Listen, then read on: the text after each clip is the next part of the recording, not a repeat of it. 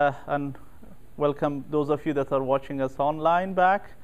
So this is the part 2 of our discussion. How is it going so far for you guys?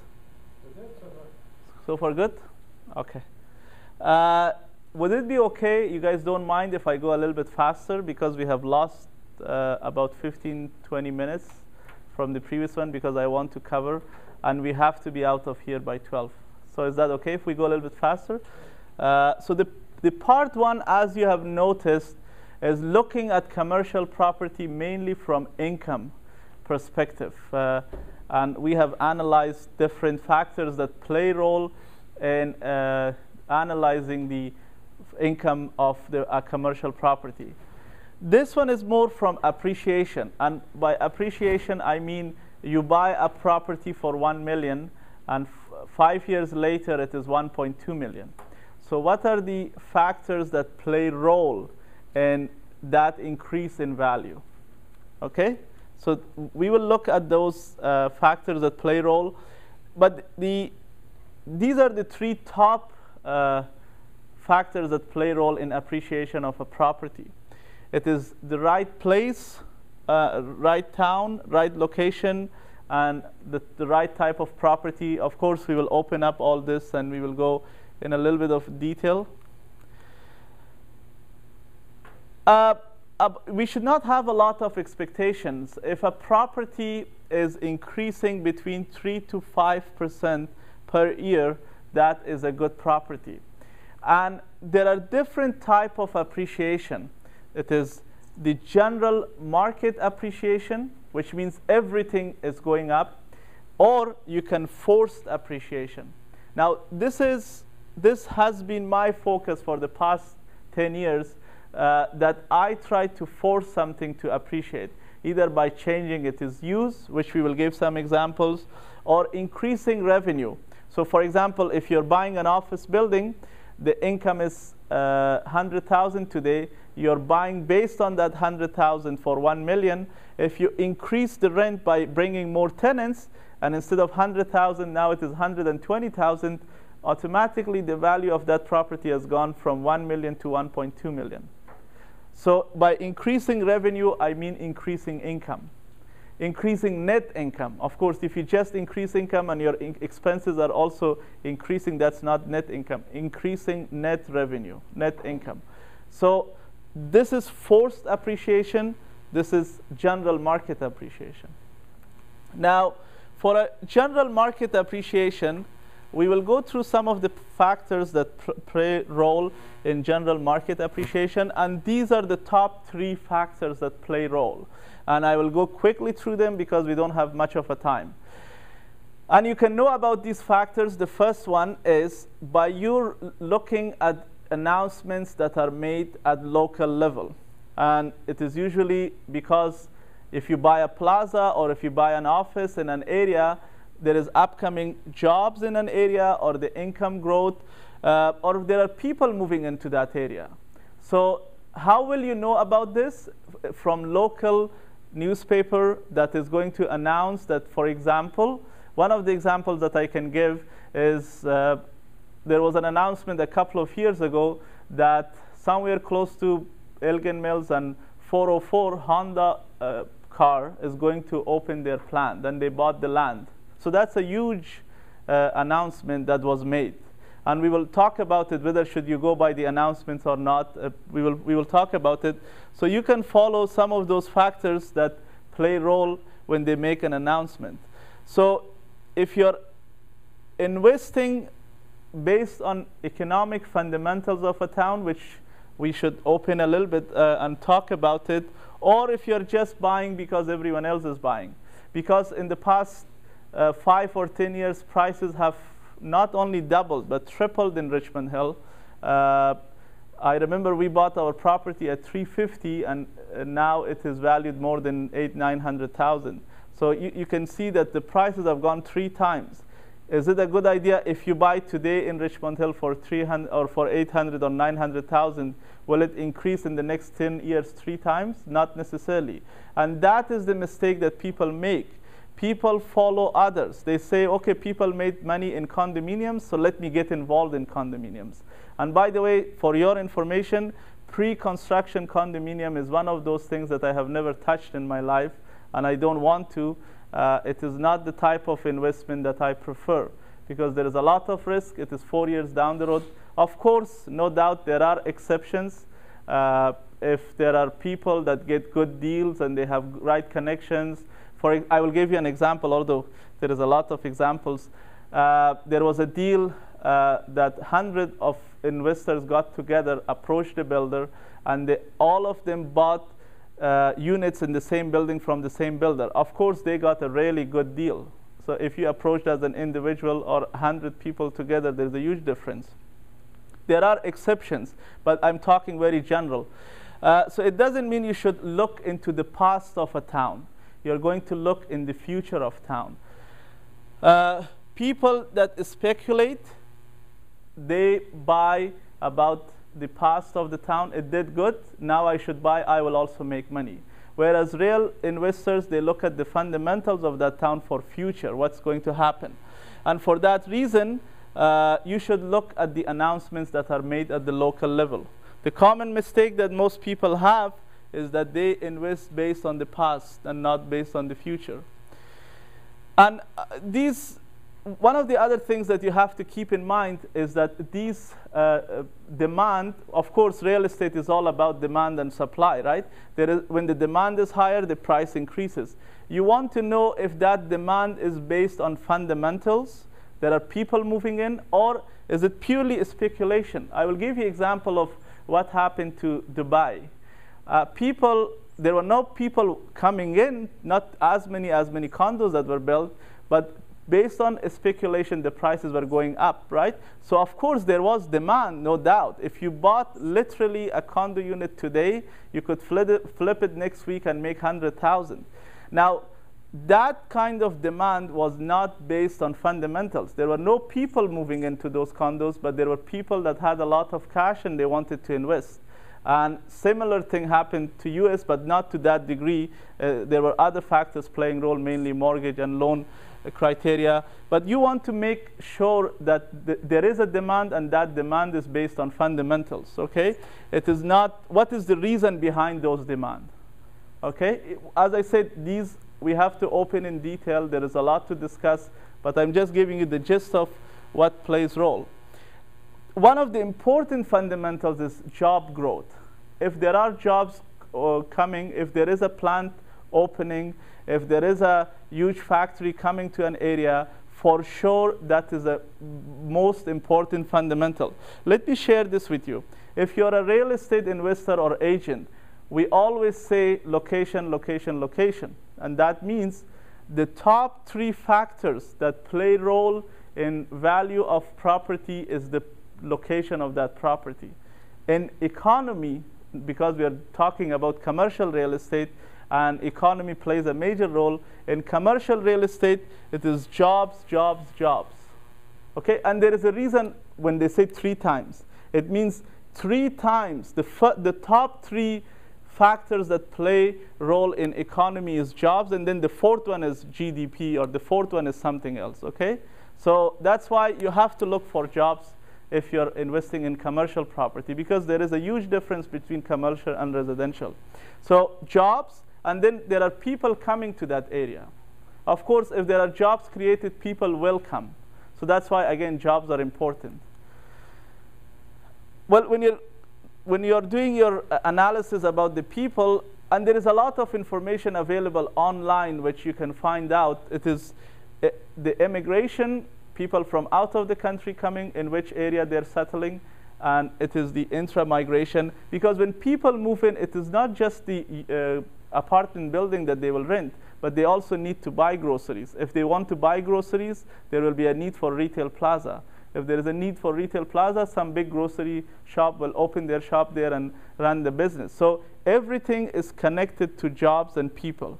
Job and people. If there is job, people will come. If people will come, businesses will come. If businesses will come, if the commercial property that you bought will be in demand and the value will go higher. So there are a lot of websites available. One of them is StatScan, but these days with Google you can find a lot of those announcements. One of the things that I will highly recommend is that if you're serious, and you should, if your investment is local, you should join the local Chamber of Commerce. For example, Mississauga Chamber of Commerce or Markham Chamber of Commerce or Vaughan or wherever. There is a lot of things that is happening in the city. They bring those announcements. They have networking events that you can join. So the first thing that as an agent, as an investor, you should keep in mind is public announcement. The second one is public transportation. This plays a huge role. New trains coming, new highways, new subways, but you have to wait. It is not just the announcement. You have to wait when they dig the ground, because government officials make announcements all the time, but you have to wait to see that smoke coming up. Otherwise, it has been like for centuries now, I'm feeling for centuries that they have announced that they will have public transportation in Scarborough, but still we don't know whether that will happen or not, because as you might have noticed in the news, for the past 1 year, there is a lot of back and forth and conflict because they're arguing whether it should be subway or it should be light railway, LRT, or whatever they want to do, and there is no decision. So announcements are made, but you have to wait for what's going to happen. For example, one of the most recent announcements is that they will open the Pickering Airport, and the timeline that they have given is 2027. Which is a long time from now. This was by the Finance Minister, Jim Flaherty. This airport was supposed to open 40 years ago, and it has not yet opened, and it will be, who knows if it will be opened in the next 20 years. But if it opens, it will have a huge impact on Pickering market. Because I'm in commercial, I have already seen a lot of movements in Pickering. People are buying industrial units thinking that, because once the airport opens, it will have a huge impact. There will be a lot of cargo coming. They need place, and they need industrial units. And if you bought a property for $1 million, trust me, it will be a lot, way more than $1 million when the airport opens. But the people that buy now is a speculation. The people that will buy when actually it happens, of course, it should not be too late, but that is investment. You may not make as much money as these guys, but you're not taking the risk. And that is the difference between speculating and investing. I think the most important out of all these transportation is railway line, subway, because it is the lifestyle that is the trend for most people. People want to travel in subways, and transportation, this is a very important slide. Transportation means accessibility. It means people can come to that place. And if it is accessible, it means more people will come there. If people can come, there is a higher demand. If there is a higher demand, there is increase in property value. Very simple. So public transportation plays a huge role. And we all know about this, that when we are traveling, we don't calculate how many kilometers. I ask people that come to my office, I say, how long it took you coming from Richmond Hill? We don't say how many kilometers you travel. So it is not about how far you're from your place of work. It is how many minutes it takes you to come to work, right? And that has a direct correlation with the public transportation. You might be living in Barrie, but there is a GO service that comes, and it takes 1 hour and 45 minutes. If you're in Richmond Hill, which is not that far from Toronto, it will take you 2 hours to get by car to downtown Toronto. So the time that you will waste either on highway or in the rail is similar, right? That the one you're living in Barrie and the other one in Richmond Hill. So it is important how long, and railways play a huge role, and that's why it has effect on the value of your property. One of the good news for you investors and real estate that you can inform your clients that there is a plan, and Metrolink is directly involved in this plan. They want to bring either LRT or subway to the GTHA, which is Greater Toronto Hamilton area. It is, the plan originally was 2020. It is called Move 2020. I'm not sure if it is still allowed, but they're aggressively pursuing this. So don't think that the subway that came to York University and Keele and Finch and that area was only one opportunity. There is a lot of opportunities across this area, For example, there is a plan for subway to come to Richmond Hill. And when these things happen, there is a lot of opportunity for investors because it will directly impact the value of their property.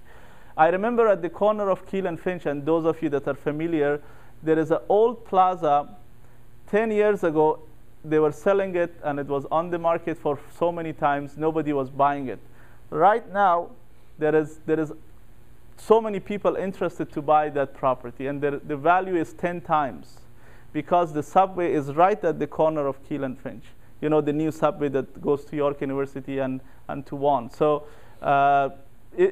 transportation, especially railway lines, make a huge impact on the value of property. It can make it multiple fold the value. Okay, so the third factor that I quickly want to touch, so we will summarize this, but the third factor that plays role is that you have to invest in not necessarily in the boom area, but surrounding the boom area. If I go back to the example of Richmond Hill, if the property prices or commercial properties, or it doesn't matter what type of property, it has peaked. So would you rather buy in Richmond Hill or maybe a little bit north in Aurora or Newmarket? Although now it might be already that phase is gone, but an investor that is looking at the fundamentals do not look at the past history of a town, they look at the future of a town. So if there is a boom in an area, surrounding that area will make a better return in terms of percentage. Those of you that live in Markham, no one was willing to move to Stouffville just 4 or 5 years ago. But now look at the Stouffville, the prices are as high as Markham. So smart people that knew that Markham is booming and Stouffville is only 10 minutes drive or 15 minutes drive max. It is just north of 19th Avenue is Stouffville. They have made a ton of money because they did not necessarily invest in the boom area, because everyone wants to invest in the boom area. And everyone is moving into the boom area. They would rather look at the boom area and surround it and invest in the surrounding area. So why there is a demand, why the demand increases, there are 2 reasons. I'm trying to explain why the demand in the surrounding area increases. It is because people, let me go back to example of Markham. A lot of people that had families or they wanted to move to Markham, the prices have gone so high that a townhouse was $500,000, for example, a decent townhouse. So they said, you know what, for $500,000, I can travel a little bit north, 10 minutes, and I can get a detached house. So that's how the prices of that area, because people cannot afford in the boom area, they go to the surrounding area. This applies to commercial, residential, or any type of property. The other one is perception, and this plays a big role. So if you're surrounding the boom area, you think if the boom area is moving and the prices are going higher, then I'm neighboring this, so my prices should go higher. So people will ask higher prices, and that's how the property prices increase. And those are the 2 factors that play a role. So if we give example of towns, I have given Markham and Stouffville, it could be an area that is going through development. If you're buying a plaza, for example, as I said, there is a need when there are new people moving in.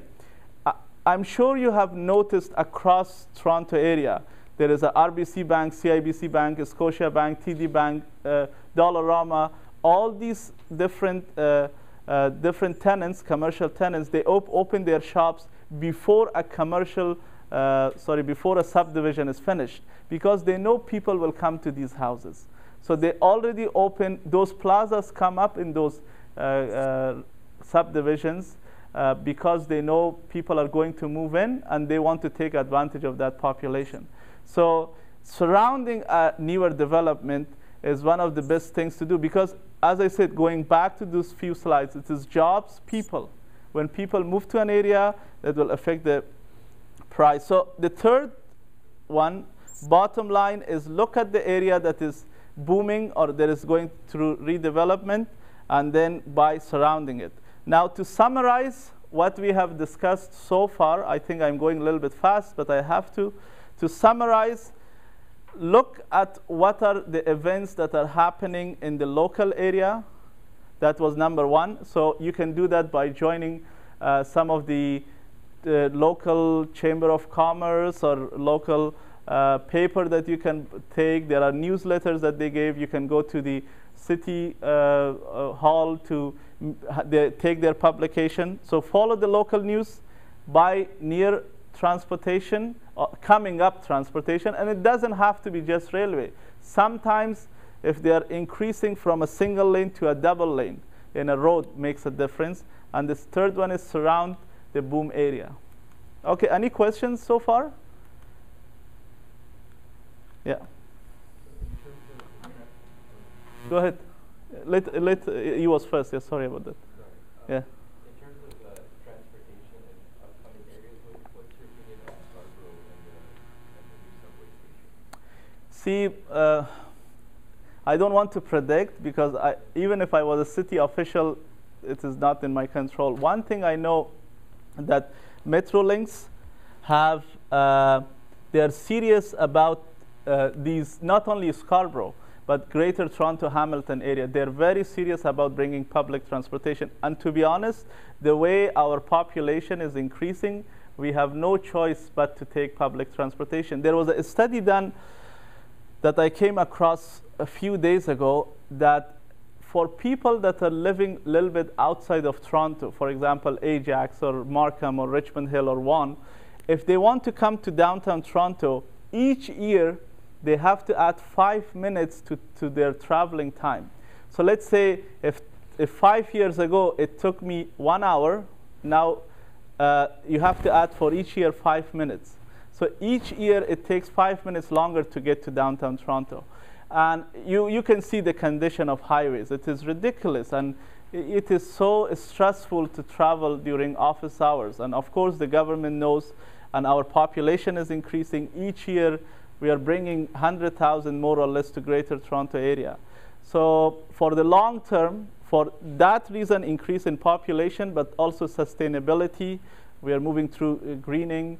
We want to be more sustainable city and country and province. For so many reasons, government is very serious about bringing public transportation. So it will happen. Now, when it will happen, we don't know. So Scarborough overall is one of the good areas. But so this is what I would do. If I buy a property, whether residential or commercial, I want to make sure it is cash flowing. So cash flow will be your immediate income. And then in the long run, it can add value by public transportation coming. And you can go to Metrolinx website and look in which areas those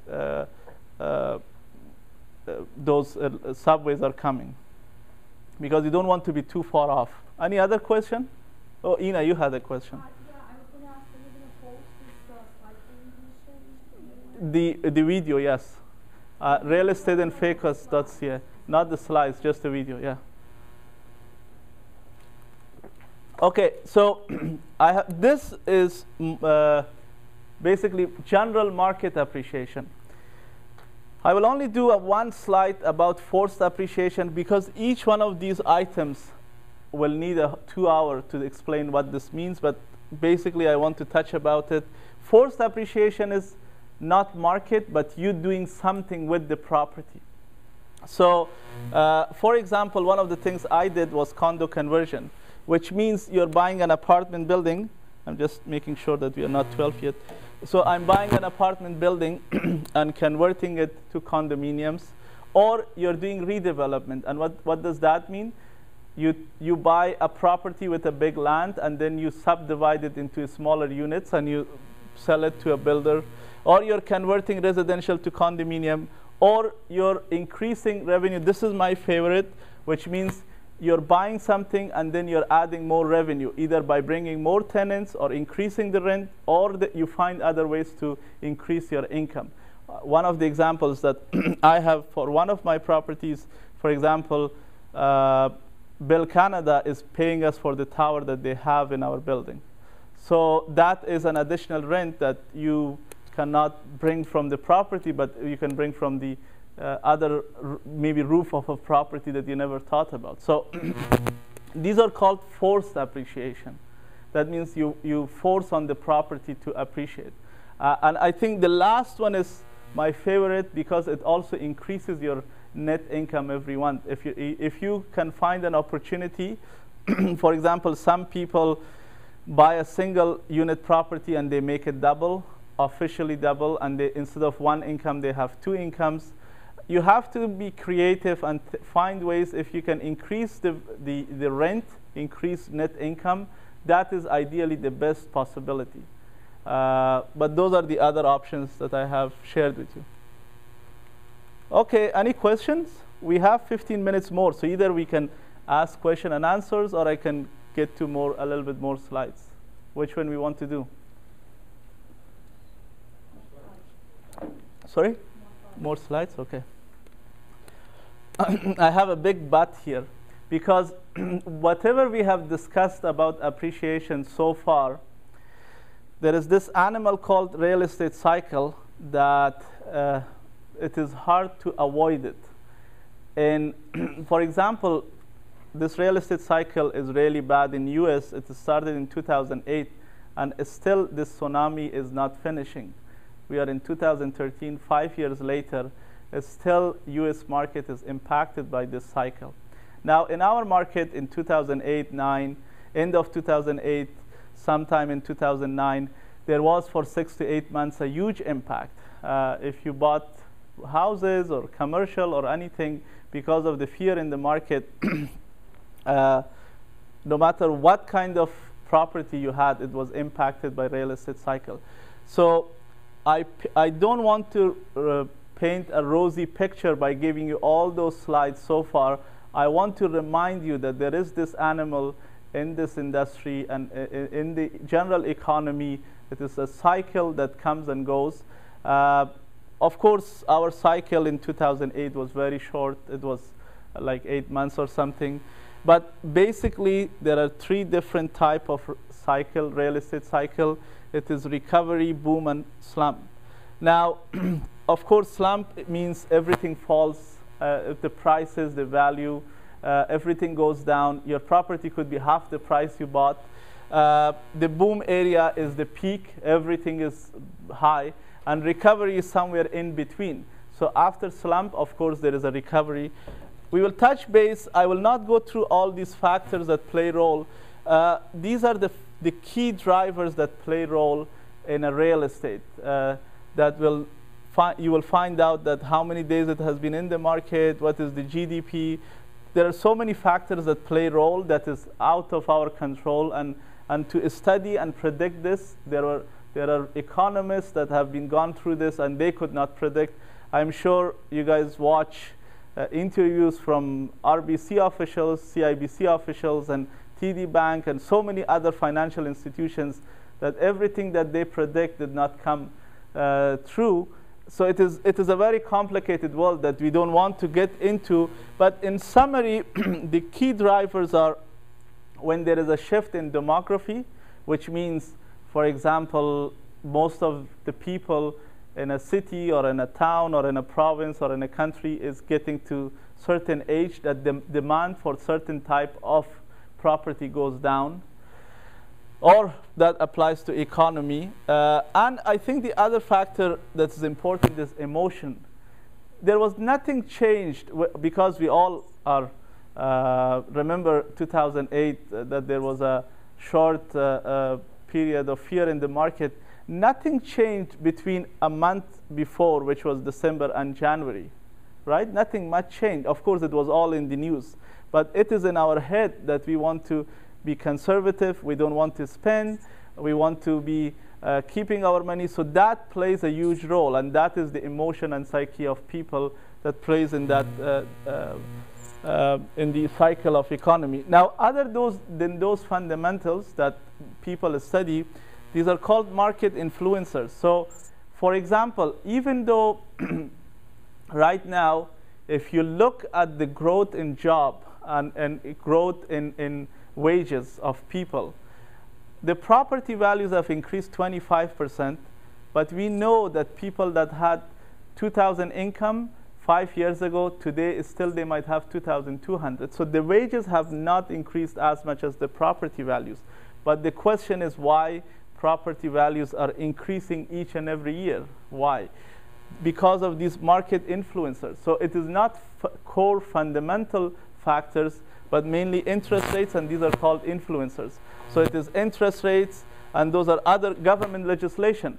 One of the things that I want to share with you today, and those of you that are watching us online, there is a common question whether property prices are going up, down in near future. I cannot predict precisely, but I can tell you this: our government at the federal level is very committed that they don't want to be a boom in real estate.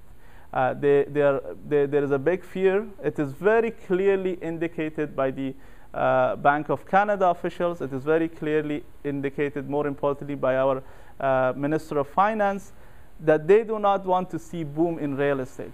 They don't want to see the prices increase as much as it has increased in the past 10 years. Why? It is not that they're jealous of us making money. It is because if the prices increase too much, when the interest rates go higher, which it will, then there is a fear that maybe everything will fall apart. And the same thing will happen that happened in US. So those of you that are investing in real estate, especially condominium, pre-construction, you should know that the government is committed by having government legislation. Try to not allow the prices to move too much high. We have seen in the past 10 years that they bring some mortgage rules, bigger down payment. Before you could buy any property with 5% down. Now you need minimum 20% down, even for a condominium, if it is not your principal home. So that affected a lot of people.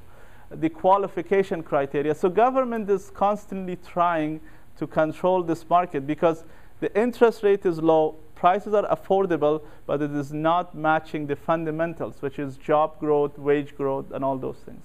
Am I getting, excuse me, too sophisticated about this, or it's good? Okay. So those are market influencers. Now, we explained about these three different cycles, the recovery, which means this is the time that slowly things are coming back. This is the time of boom, and at the time of boom, everybody is making money. Everybody is happy. As they say, any idiot can make money in this market. Everyone seems to be smart. Everyone can sell houses. Everyone is a good agent. Everyone is a top producer because everyone can make money. Everybody is happy, and there is a lot of money in the market. And this is when things go south, and then there is a slump, of course, and then people look at their papers and sit down and try to analyze what happened when it is too late. So what I was trying to say with these slides, that there are factors that we can control. These are outside of our control. So keep that in mind. I'm not trying to create a fear, but this is a cycle. And how am I doing with time? Oh, we have 7 minutes. OK. One of the options in real estate that you're kind of protected in any cycle is investing in multifamily, which I used to specialize. Why multifamily? I mean apartment buildings. Because no matter in what economy, people need houses. They need to live somewhere. They need food, and they need shelter. Can we say the third one? Do they need wife, or that's not a need? And why am I saying that? Is that because when you look at US market, you can see that the slump in apartment building was for a very short time. It was for a very short time. Now these white ones are effective rent growth. So every year the rent were increasing. Now when there was a slump in between 2008, the third quarter, that's when this happened, and 2009, third quarter, so that is 6 months or so. After 6 months, it went back and increased. Remember, the slump in real estate market and in economy in US is still there after 5 years. But apartment buildings came back between 6 to 9 months. Because even those people that lost their houses, they have to live somewhere. And these apartment buildings are kind of protected in any market, even in a real estate cycle. So, and for those of us that invest in Toronto area, and most of us do, if you're an agent, I highly encourage you to consider to be an investor, because this is the best option to retire. We don't have a retirement plan. Whether you're an agent or an ordinary person, real estate, in my opinion, is the best way to retire.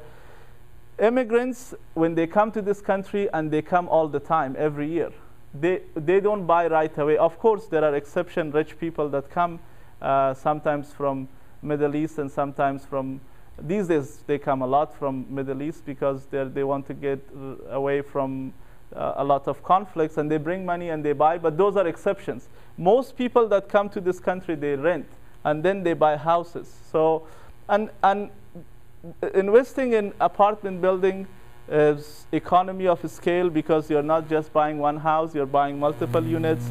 Can you believe it? The cost of construction, the apartment building that you're buying, if you try to build it, it will cost you 2 times. It is half the price of building a new property. So that is another advantage. As I said, people need to live somewhere, and instead, if we are comparing this with a single family, if you're buying one townhouse, if you're buying multiple multi-unit properties, then you can utilize your time, because you're not scattered. You're all in the same place. You save on operating expenses, because everything is under one roof. You share resources, because everything is under one roof. And this is my last slide. But the good news comes with buyer beware. I got out of this. I will tell you why. Because I lost some of my hair. It doesn't show at the front. Maybe I lost it a little bit at the back. Because there is too much headache that you have to deal with people. And I think if you watched my interview with Rogers TV, I have said there is a lot of emotions involved. You're dealing with people. I think if you're serious about this, in my opinion, because I've been doing this for the past 7-8 years now, along with some of my colleagues here, if you are serious about this, you have to go big, which means you have to buy more than 50 units in the same area, so that you can hire somebody to work for you full time. If you want to be out of this, and you do not want to be involved in it, the best way to deal with it is that you go big. So if you're considering investment, maybe pool everyone's resources together and try to go big and buy 50 units or higher. Otherwise, if you have here 12 units and 5 units there, the property management is a big headache. If you're going to go small, I would rather go very small and buy a townhouse and rent it to an individual, because that's a better quality tenant. If you're in between, there is a lot of headache. And that's purely just my experience. And I think that's it. Of course, it is more complex. Yes, thank you.